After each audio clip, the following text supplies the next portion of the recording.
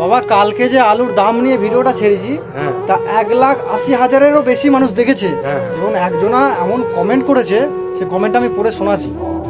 হরিমণ্ডল নদিয়া থেকে কমেন্টটা করেছে, স্যার আমি পশ্চিমবঙ্গের নদিয়া থেকে বলছি, এখানে পেঁয়াজের দাম প্রতি কেজি 4 টাকা এবং পেঁয়াজের বস্তার দাম 30 টাকা। দয়া করে এই বিষয়ে একটা ভিডিও তৈরি করুন।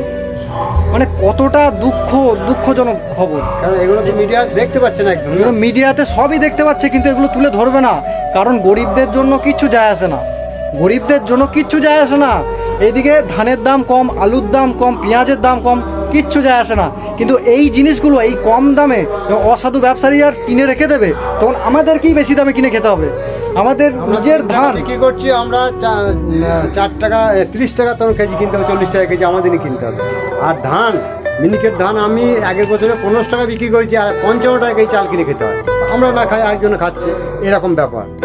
এই ধান তখন আমরা ধানটা উঠেই 890 টাকা করে বিক্রি করেছি মেশিনে কাটা, তারপরে 1100 টাকা বিক্রি করেছি। কি মাস ভাই বাবা? এটা ডিসেম্বরে না, লাস্ট করেছি ডিসেম্বরে, তখন শুকনো ধান 1100 টাকা করে নিয়েছিল। এখন মার্চ মাস আমি দেখাচ্ছি, মার্চ মাসে আমি 28 তারিখে ধান বিক্রি করলাম। 28 তারিখে ধান বিক্রি করেছি 1150 টাকা দরে, 79,000 হয়েছে।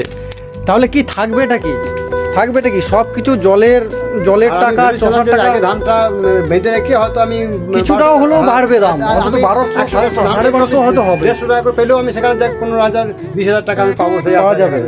কিন্তু কিচ্ছু করার নেই, দাম আমাদের হাতে নাই, আর এগুলো কেউ ভাববেও না, কেউ ভাববে না। আর সব সময় আমাদের দেশে কেন সারা পৃথিবী জুড়েই আশা করি চাষি সবসময় ভাই হয়ে থাকে। যে বেশি মানে উৎপাদন করে মাটিটা তারা কিন্তু দাদা হতে পারে না, সবসময় চাষি ভাই। কোথাতেই আছে চাষি ভাই, চাষি সবসময় নিচের দিকেই থাকবে। চাষি জীবনে কোনদিন এগিয়ে যাওয়ার কোনো মানে অন্য কোনো মানে আর কি বলবো, যারা আশেপাশে আছে যাদের হাতে সব কিছু আছে, তারা কিন্তু চাষিদের ওপরে সেইভাবে মানে চোখ কান দেয় না, তারা আরও যাক। কিন্তু যাওয়াটা ব্যাপার নয়, সেই যে যাদের দায়িত্ব তারাও কিন্তু খেতে হবে। কিন্তু খাবারটা যে হয়তো তৈরি হচ্ছে, সেই জন্য খাবারের দিকটা মানুষের একটু ওরই মধ্যে একটু চোখ কান ভাবনা চিন্তা তো করতে হবে, কারণ টিকে থাকার মতো আমরা যে কিভাবে যে টিকে আছি, আর মানে মানুষকে বলার কথা নয়, বলছে কি করে মানে কি বলবো, আর এর ভাষা কিছু নেই। কারণ নতুন প্রজন্ম চাষ করতে চায় না, আমরা চাষ করতে চাই না। সে একটাই কারণ কারণ বাবারা ওইটা করে এসেছে, করেই যাবে, কারণ তাদের আর কোনো রাস্তা নেই। কিন্তু আমরা এই কারণেই করতে চাই না।